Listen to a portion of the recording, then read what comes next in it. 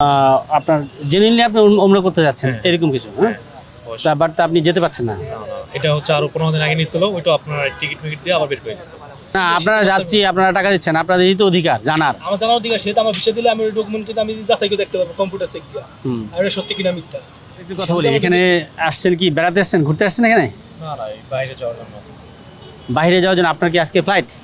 আজকে না, কালকে বলছিল এরকম করতে করতে আজকে প্রায় 15-20 দিন হয়ে গেছে, যেতে পারতেছি না। এখানে আপনার বারবার আপনার এয়ারপোর্টে নিচ্ছে, 2বার টিকিট দিচ্ছে, এরপর মানে ভিতরে ঢোকার পরে বের করে দিচ্ছে। 5-6 ঘন্টা ওয়েট করার পরে ভিতরে নিয়ে বের করে দিচ্ছে। কবে ভিতরে গিয়েছিলেন আপনি? এই পরশুদিন। পরশুদিন? হ্যাঁ। মানে পরশুদিন কি আমরা ফ্লাইট ছিল বলছেন? হ্যাঁ, ফ্লাইট ছিল, টিকিট বিষয় এভরিথিং সব দিচ্ছে। কোন দেশের ফ্লাইট ছিল এটা? এটা হচ্ছে সৌদি মক্কার জন্য, হজের জন্য। আপনার কি হজের ভিসা? হ্যাঁ। আপনি কি উমরা? হ্যাঁ, উমরা হচ্ছে। আপনি উমরা করতে যাচ্ছেন? হ্যাঁ। আচ্ছা, আপনার জেনুইনলি আপনি উমরা করতে যাচ্ছেন এরকম কিছু, হ্যাঁ? বাট আপনি যেতে পারছেন না। এটা হচ্ছে আরো 15 দিন আগে নিছিল, ওইটা আপনার টিকিট দিয়ে আবার বের করে দিচ্ছে। 15 দিন আগেও আপনার এরকম উমরার ফ্লাইট ছিল, 5-6 ঘন্টা পরে ওয়েট করার পর বের করে দিচ্ছে। ইমিগ্রেশন থেকে বের করে দিচ্ছে। কি বলছে? মানে এরকম না, এরপরে ঝামেলা, অনেক ঝামেলা চলতেছে, সিরিয়াল আছে, এরকম মানে বের করে দিচ্ছে। এরপরে বা ভিতরে ঢুকলে বলক দিয়ে বাস করে এরকম বলে। না না, বিষয়টা হচ্ছে যে আপনার তো ভিসা আছে না, উমরা ভিসা আছে? মানে ভিসা না, আমি জমা দিচ্ছি, টিকিট বিষয় এভরিথিং সব দিচ্ছে। এবারে ভিতরে আপনার ভিতর নেওয়ার পরে 5-6 ঘন্টা ওয়েট করার পরে বের করে দেয়, বলে যে এরপরে ঝামেলা। আপনি এটা তো একটা এজেন্সির মাধ্যমে করেছেন ভিসাটা, না? না, এটা মানে হ্যাঁ, এজেন্সি মানে অফিসের মাধ্যমে এরকম আছে একজন থেকে। মানে আমার মামা নিচ্ছে, মামাতে মানে এরকম অফিস মাধ্যমে দিচ্ছে। এরকম আমার মতো আরো 100 লোক আছে, আমরা একসাথে ঢুকছিলাম 45 জন, সব বের করে দিচ্ছে। মানে আপনার প্রথম মাধ্যম হচ্ছে আপনার মামা? হ্যাঁ, মামার থেকে মানে এরকম একটা অফিসের মাধ্যমে দিচ্ছে আমরা। আপনার মামা একটা অফিসের মাধ্যমে আপনার এই উমরা ভিসাটা করেছে? হ্যাঁ হ্যাঁ, আপনারা একসাথে আমরা ছিলাম 45 জন, ঢুকাইছি, এরপরে 45 জন বের করে দিচ্ছে। এটা কবে, কতদিন আগে? এটা হচ্ছে 15 দিন মানে বেশি হয়েছে। আর কালকে ঢুকছিলাম আমরা, পরশু দিন ঢুকছিলাম হচ্ছে 4 জন বের করে দিচ্ছে গতকালকে? দ্যাট মিনস আজকে হচ্ছে 30 তারিখ, গতকাল হচ্ছিল 29 তারিখ। 29 তারিখ কয়টায় ফ্লাইট ছিল আপনাদের? হ্যাঁ, 9টা-20 দিকে রাত্রে। 9টা 20 ফ্লাইট ছিল আপনাদের? উমরা ফ্লাইট ছিল, রাইট? হ্যাঁ। উমরার উদ্দেশ্যে আপনারা যাচ্ছিলেন, কতজন ছিলেন? আমরা ছিলাম 4 জন, আর 15 দিন আগে ছিলাম আমরা 45 জন ছিলাম। গতকালকে ছিলেন 4 জন, 15 দিন আগে হ্যাঁ ছিলাম 45 জন। 45 জন ছিলেন আপনার একই উমরা ভিসার জন্য। সবাই কি একই এজেন্সির মাধ্যমে ছিল? হ্যাঁ হ্যাঁ, সবাই একটাই মাধ্যমে সব ছিল, 45 জন ছিল। সবাই কি উমরার উদ্দেশ্যে যাচ্ছিল? হ্যাঁ, অবশ্যই আমরা এক মাধ্যমে সবাই ছিলাম একসাথে। আচ্ছা, কিন্তু 15 দিন আগে কি তখনও কি বলে নাই যে কি জন্য আপনারা মূলত? শুধু বলে যে এরপরে ঝামেলা, এরকম প্রবলেমের কারণে বের করে দেয়। এয়ারপোর্টে ঝামেলা বলে? হ্যাঁ, শুধু এইটাই বলে, আর কিছু বলে না। বলে সময় শেষ, আর এরপরে ঝামেলা এখন ঢুকানো যাবে না, পরে আবার তোমরা নেক্সট আবার আসবা। এরকম আমরা এখানে এখন টাকা আপনাদের যে টিকিট কাটলো, এয়ার টিকিট, এটা কি হয়েছে, কোনো লস হতে পারে? এটা তো আমাদের কিছু করানো না, এরকম কোনো হয় না। মানে বলতেছে 2 দিন পর আপনার এগুলো চেঞ্জ করে, আর 2 দিন পর আপনার টিকিটটা আবার ভিসাটা আবার চেঞ্জ করে। এখন সর্বশেষ কি বলছে? আবার বলছে কালকে বিকালে আবার মানে টিকিট দিবে, বলছে যে সন্ধ্যা পরে 9টার দিকে আবার ফ্লাইট হবে, বাট এখনো কিছু দেয়নি। আপনি কি একই সাথে লোক? আপনি পাশে বসেন একটু প্লিজ, তাহলে একসাথে কথা বলতে সুবিধা হবে। তার মানে হচ্ছে গতকাল আমরা আসছি, পরশুদিন আসছি, আসার পর আমাদের দিতে আছে, পরশুদিন ঢুকাইছে, ঢুকে আমরা ঢুকছি, ঢুকে আমরা বাইক হয়ে দিচ্ছে, বাইক বলতেছে আমরা থাকলে আমরা 21 তারিখে দিয়ে দেবো, 31 তারিখে দেবো। আজকে কালকে 30 তারিখ।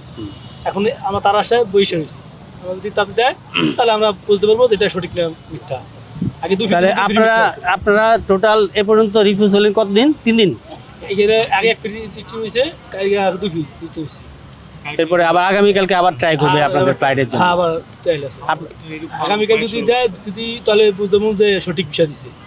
যদি না দেয় তাহলে বুঝবো যে আমার সঠিক বিষয় দেয় নাই, ডুপ্লিকেট বিষয় দিচ্ছে আমাদের। আচ্ছা, এখন এখানে আরেকটা বিষয় আছে, সেটা আমাদের জানার আগ্রহ, সেটা হচ্ছে যে সত্যি যদি উমরার জন্য হয়, উমরা ভিসার উদ্দেশ্যে যদি হয়, সেক্ষেত্রে এই সবাই কি এখনো আছে? না, সেটা বলতে পারবো না ভাই, এখন আমরা কিছু লোক আছে, আমাদের সবাই সংযোগ নাই তো, দাদা স্থানে গর্ভস্থান শেষে গেছে। আমাদের স্থানে আমরা হোস্টেল রয়েছি, হোস্টেলে আমরা ভাড়া থাকতে আছি। আপনারা অফিস চিনেন না? না, অফিসে ওই নাম করে মারফত দিছি, না, যে এজেন্সির মাধ্যমে করতেছে সেটা চিনেন আপনারা? না, এজেন্সিটা এটা কোনো এজেন্সি নেই, এটা দেখা আমাকে এজেন্সি দেখা নেই। এটা এক দালালি মারফতে আসছে, দালাল থেকে নিচ্ছে, কোনো এজেন্সি নেই। আপনারা তাহলে ওই দালালের উপরে ডিপেন্ড করতেছেন সম্পূর্ণ? দালালের উপরে ডিপেন্ড করতেছে। আচ্ছা, আপনারা কি টাকা পয়সা দিয়ে দিয়েছেন? কত দিয়েছেন? টাকা দিয়েছিল 1,02,20,000 টাকা। টোটাল কত প্যাকেজ ছিল আপনাদের? টোটাল ছিল 5 লাখ টাকা। উমরাতে কয়দিন থাকার কথা এখানে? ওখান থেকে ছিল 1 মাসের কথা। 1 মাসের ভিসা? আচ্ছা, তারপর আমরা শেষ হলে আপনারা আবার রিটার্ন চলে আসবেন, এরকম কিছু? হ্যাঁ, আচ্ছা। তার মানে আগামীকাল পর্যন্ত আপনাদের আরেকবার দেখবেন? জি, আরেকবার ফার্স্ট একবার নাইলে চলে যাবো। আনার দেশে বাড়ি চলে যাবো, দেশে মাদার এই উদ্দেশ্যে কি আপনারা অলরেডি ঢাকায় আছেন? টাকা আছে। এটা জন্য আছে এখন টাকা। ঢাকায় আছেন, আজকে 5 দিন বের করতেছে। আচ্ছা আচ্ছা, ঠিক আছে। এই ক্ষেত্রে আপনাদেরকেও একটু সচেতন হতে হবে। আপনার ওমরা ভিসাটা আপনারা নিজেরা একটু দেখবেন যে ভিসার বিষয়টা কি ঠিক আছে কিনা, টিকিট দিচ্ছে কিনা, কোন বিমানের টিকিট দিচ্ছে, এয়ারপোর্টে আসার পর আসলে আপনাদেরকে কেন রিটার্ন করছে। হ্যাঁ, এই বিষয়গুলো আপনারা আপনাদের অরিজিনাল হচ্ছে, কিন্তু ওইখানে গিয়ে আপনার ক্যান্সেল করে দেয় সব জিনিস। কর্তৃপক্ষের সাথে প্রত্যেক জিনিস মানে অরিজিনাল ছিল, ফার্স্টে বিষয় কিন্তু ছিল অরিজিনাল, আমরা বলতে পারবো না, টিকিটটা ছিল আপনি অরিজিনাল। বলতে পারবেন না, এটা বলতে পারবে যে দিছে সে বলতে পারবে, যে টিকিট কাটটা সে বলতে পারবে, যে এটা বিষয়টা বাই করবে সে বলতে পারবে। এখন তো ভিতরে গেলে আপনার ক্যান্সেল করে দেয় এটা তো টিকিটটা। এরকম না, আপনারা যাচ্ছি, আপনারা টাকা দিচ্ছেন, আপনাদেরই তো অধিকার জানার। আমার জানার অধিকার, সেটা আমার বিষয় দিলে আমি ডকুমেন্ট কিন্তু আমি যাচাই করে দেখতে পারবো কম্পিউটার চেক দিয়ে, হুম। আর এটা সত্যি কিনা মিথ্যা। সে যদি আমার ডুপ্লিকেট, তাহলে আমার বলার কিছু থাকে না। এই যে আপনাদের মিস হচ্ছে, এখানে তো কোনো একটা গ্যাপ থাকতে পারে, তাই না? অবশ্যই টোরি না থাকলে তো এটা সমস্যা হতে ওই যে শুধু বলে এরপরে ঝামেলা। এটা বলতে হবে যে এটা ঝামেলা হবে, এটা ঝামেলা, সেটা সে বুঝবে, সেটা তো আমার তো বিষয় না। হুম। আর আমাদের এরকম না মানে দেশে বাইতে বারবার এটা আপনার রিটার্ন করে বারবার। এরকম আরো অনেকবার করছে। আপনি কি নাম বলে আপনার? আমার নাম হচ্ছে আব্দুল্লাহ। আব্দুল্লাহ, কি করেন আপনি? এই পড়াশোনায়। পড়াশোনা করেন? জি আচ্ছা, ওমরার নিয়ত করেছেন, জি ইনশাল্লাহ ওমরা করবেন, তাই তো? হ্যাঁ। আপনি কি নাম? আমার ভাইটা, আপনার ভাগ্নে হয়? কি নাম আপনার? আমার নাম জামাল। আপনি কি করেন? আমি কাজ করি, কি কাজ? এই তো গাড়ি কাজ করি, অটো গাড়ি কাজ করি। মোটর গাড়ি কাজ করেন? মোটর গাড়ি। নিয়ত করেছেন ওমরা করবেন? আমি তো আমার ভাগ্নে পাঠাবো, আমার ভাগ্নের জন্য আমি আসছি।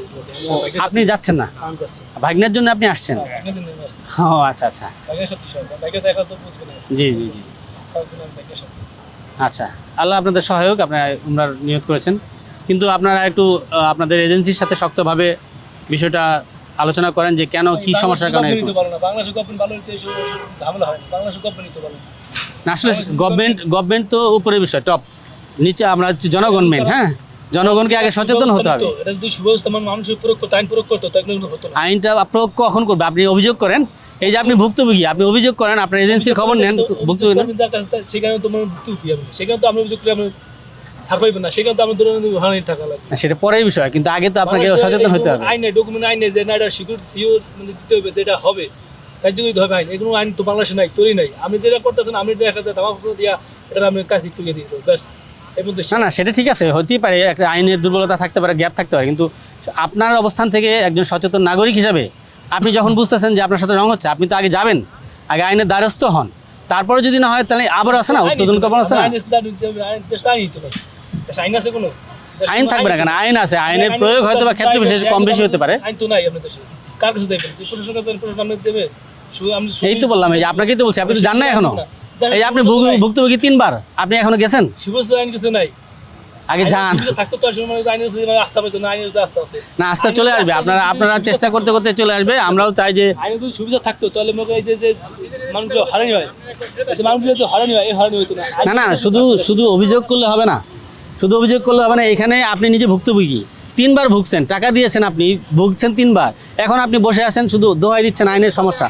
আপনি আইনের কাছে গিয়েছেন, যান নাই তো না? যখন আইন শুনবে না, তার উপরে কর্তৃপক্ষ আছে না? একটা দেশ তো আর এমনি চলে না, আমাদের চেষ্টা থাকতে হবে, ঠিক আছে?